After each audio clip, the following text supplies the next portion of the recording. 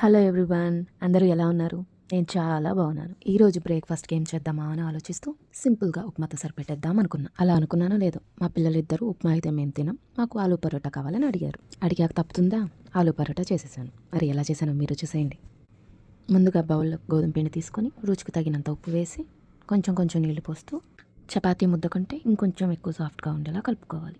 కలుపుకున్న దాన్ని ఒక 10 to 15 మినిట్స్ రెస్ట్ ఇవ్వాలి. ఇప్పుడు పరోటాలోకి స్టఫ్ని తయారు చేసుకుందాం. ఉడికించిన ఆలూని తీసుకొని దాన్ని మెత్తగా స్మాష్ చేసుకోవాలి.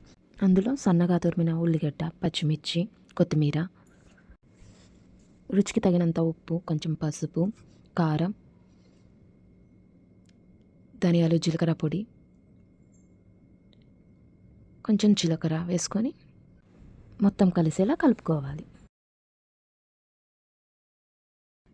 ఇప్పుడు గోధుమ పిండిలో ఆలూ ముద్దని వీడియోలో చూపించిన విధంగా స్టఫ్ చేసుకొని ముద్దలా చేసుకోవాలి.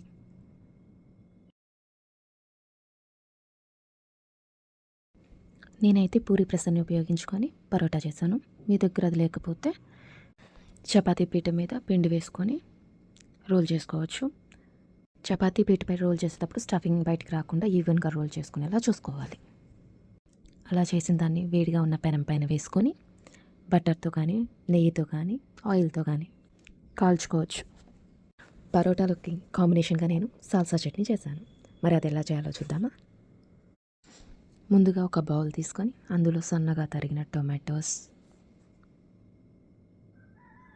ఆనియన్, పచ్చిమిర్చి అండ్ కొత్తిమీర, హాఫ్ లెమన్ స్క్వీజ్ చేసుకోవాలి. రుచికి సరిపడా ఉప్పు, 1 స్పూన్ టొమాటో కెచప్ అండ్ చిటికెడు మిరియాల పొడి వేసుకొని బాగా మిక్స్ చేసుకోవాలి.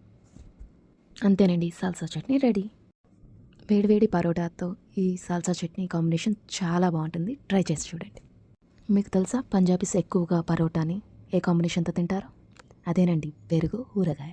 కావాలంటే అది కూడా ట్రై చేయండి. ట్రై చేసి ఎలా అనిపించిందో ఖచ్చితంగా కామెంట్ చేయండి. మా పిల్లలైతే ఈ ఫుడ్ని చాలా ఎంజాయ్ చేశారు. ఇంతకీ ఈ వీడియో మీకు ఎలా అనిపించింది? నచ్చితే లైక్ చేయండి. Thank you for watching.